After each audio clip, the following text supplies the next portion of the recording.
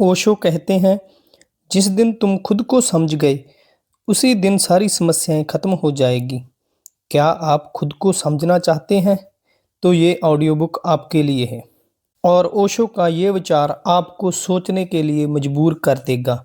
समझ अपनी अपनी। एक मित्र ने पूछा है कि मैंने कल कहा कि अतीत में ऐसे शिक्षक हुए हैं जिन्होंने जीवन के असार को बताया। उन मित्र ने कहा कि जीवन को असार किसी ने भी नहीं बताया, संसार को असार बताया है। संसार को भी आसार बताया हो तो गलत बताया है। संसार आसार नहीं है। संसार को देखने की दृष्टि गलत हो तो संसार आसार दिखाई पड़ेगा।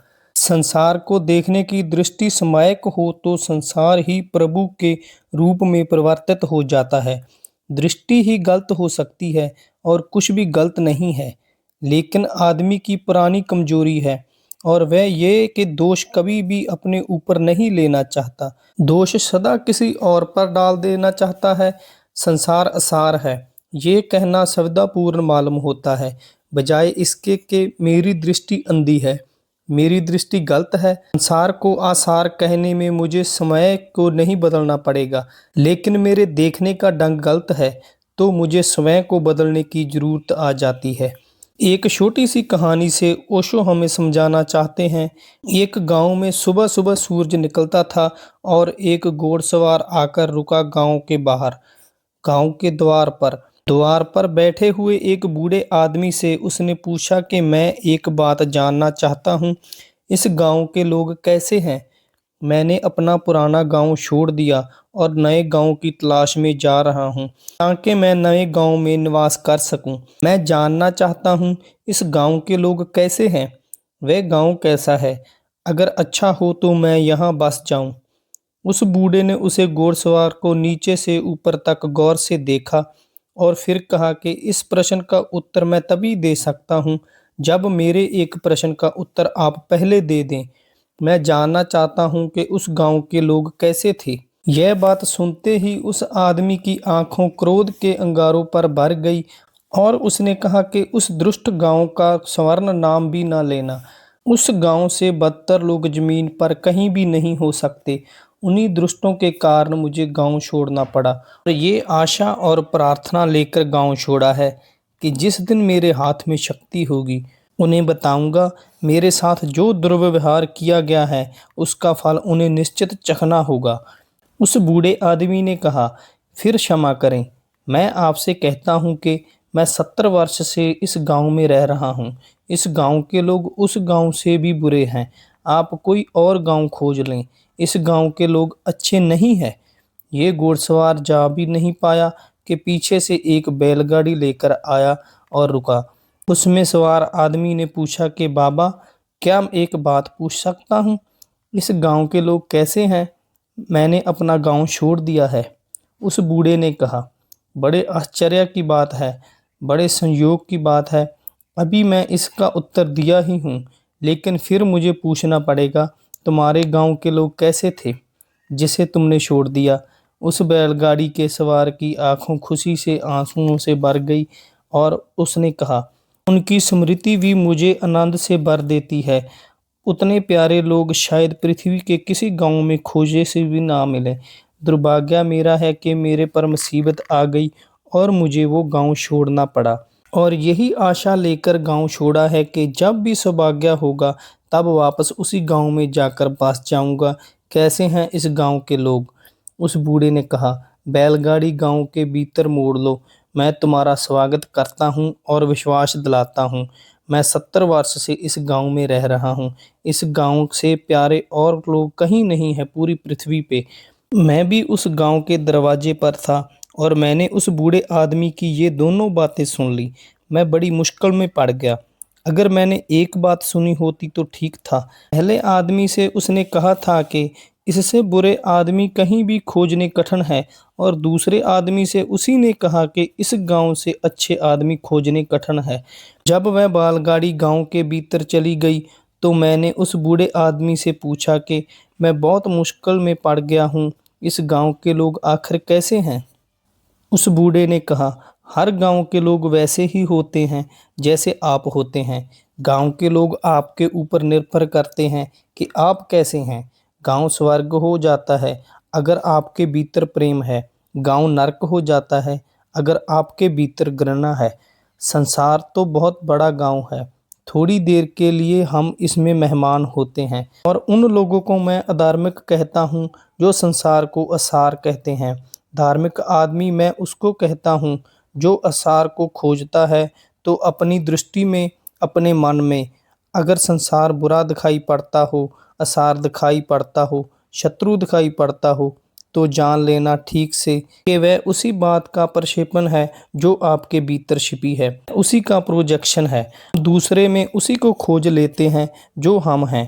अगर आप असार होंगे तो संसार असार हो जाएगा। जिस दिन आप सार को उपलब्ध होंगे उस दिन इस जगत में कुछ भी असार नहीं रह जाता। मुतल व्यक्ति है महत्वपूर्ण। मुतल हम भीतर जो हैं वह है महत्वपूर्ण और सारा जगत भीतर जो है उसी रूप में दिखाई पड़ता है। असार चित्त को, गलत देखने की दृष्टि को सारा जगत कांटों से भरा हुआ मालूम पड़ता है। ठीक दृष्टि को, सम्यक दृष्टि को सारा जगत फूल से भरा दिखाई पड़ता है। ना जगत फूल है, ना जगत कांटा है। आप क्या हैं, जगत वही हो जाता है। इसलिए मैं ना तो जीवन को असार कहने के पक्ष में हूँ, ना संसार को। सारी जिम्मेदारी मेरे ऊपर है। मैं कैसे दिखता हूँ इस सब पर निर्भर करता है। और इस बात पर इसलिए जोर देना चाहता हूँ कि संसार को आप नहीं बदल सकते, लेकिन अपने आप को बदल सकते हैं। संसार में आप भाग भी नहीं सकते। जो संसार से भागने का ख्याल होते हैं वही गलती होते हैं। जितना ग्रस्त संसार में रहता है उतनी सन्यासी ही संसार में रहती है। कोई संसार के बाहर नहीं जा सकता। जीते जी संसार के बाहर जाने का उपाय नहीं। ग्रस्त एक ढंग से रहता है संसार में, सन्यासी दूसरे ढंग से रहता है संसार में। लेकिन संसार के बाहर कोई नहीं जा सकता। रहने का ढंग बदल सकता है, देखने की दृष्टि बदल सकती है, लेकिन संसार से भागकर जाएगा कहाँ। कहाँ भी आप पहुँचोगे वहीं के वहीं है संसार। घर में भी संसार उतना ही है जितना आश्रम में है, और सफ़ेद वस्त्रों में भी संसार उतना ही है जितना गैर वस्त्रों में है। गेरुआ वस्त्रों पहन लेने से संसार कुछ कम नहीं हो जाता। संसार तो वह परिस्थिति है जो हम जीते हैं। श्वास श्वास संसार है, उठना बैठना संसार है, आँख खोलना बंद करना संसार है, जीवन संसार है। भागकर जाएंगे कहाँ, भागने का कोई उपाय नहीं है। लेकिन जो लोग इस भ्रम में पड़ जाते हैं कि संसार से भागना है, वे अपने को बदलने का ख्याल भी भूल जाते हैं और संसार से भागते रहते हैं और पाते हैं कि वहीं के वहीं हैं, कोई अंतर नहीं पड़ा। एक सन्यासी हिमालय पर 30 वर्ष तक रहा। बहुत क्रोधी व्यक्ति था, बहुत अहंकारी व्यक्ति था। अहंकार और क्रोध से पीड़ित होकर ही वह हिमालय में चला गया था। उसने सोचा, छोड़ दो संसार को तो क्रोध भी छूट जाएगा, अहंकार भी छूट जाएगा। संसार बुरा है। हिमालय पर चला गया, वहाँ कोई समाज न था और ना ही कोई मनुष्य थे। धीरे धीरे उसे लगा कि अब क्रोध नष्ट हो गया, अहंकार छूट गया। असल में मनुष्य ना हो तो हमारे भीतर जो है उसे प्रकट होने में द्वार बंद हो जाते हैं। वह जो भीतर है नष्ट नहीं होगा। एक कुएं में पानी भरा होता है, पानी को बाहर निकालने के लिए बाल्टी और रस्सी चाहिए। अगर बाल्टी और रस्सी ना हो तो इसका ये मतलब नहीं कि कुएं का पानी खत्म हो गया। एक आदमी के भीतर क्या भरा हुआ है उसे निकालने के लिए दूसरे मनुष्यों की मौजूदगी चाहिए। अगर आपके भीतर क्रोध है तो दूसरे आदमी की मौजूदगी आपके क्रोध को बाहर निकाल लेती है। दूसरे आदमी की मौजूदगी रस्सी और बाल्टी का काम करती है। लेकिन अगर दूसरा आदमी मौजूद नहीं हो तो कुएं में जो भरा है भरा रहेगा। क्रोध, अहंकार जहाँ जो भी है वह निकलता नहीं, वह भीतर ही पड़ा रह जाता है। उससे ये भ्रम पैदा होता है कि मेरा क्रोध समाप्त हो गया। 30 वर्ष हिमालय में एकांत में उस आदमी को पक्का विश्वास आ गया कि अब ना क्रोध है ना अहंकार है। धीरे धीरे उसकी कृति नीचे पहाड़ों पर उतरने लगी। एक बहुत बड़ा कुंभ का मेला था और कुछ लोग उसके पास गए तो उन्होंने निवेदन किया कि आप नीचे चलें और लोगों को दर्शन दें। उसने भी सोचा कि अब तो क्रोध को जीत लिया है, अहंकार को जीत लिया है, अब चलूं, अब कोई हर्ज नहीं। वह उन लोगों के साथ पहाड़ के नीचे उतर गया। मेले में तो लाखों लोग थे। जब वह मेले की भीड़ में अंदर चला गया, भीड़ इकट्ठा हुई। भारी भीड़ थी। पागलों की तरह लोग भागे चले जा रहे थे और उसमें कोई पहचानता भी नहीं था। एक आदमी का जूता उसके पैर पर पड़ गया और 1 सेकंड के बीच उसके 30 साल मिट गए और वह वही आदमी हो गया जो 30 साल पहले था। उसने कहा, अंधे दिखाई नहीं पड़ता। क्रोध वापस खड़ा हो गया वहीं के वहीं। वह तो हैरान हो गया।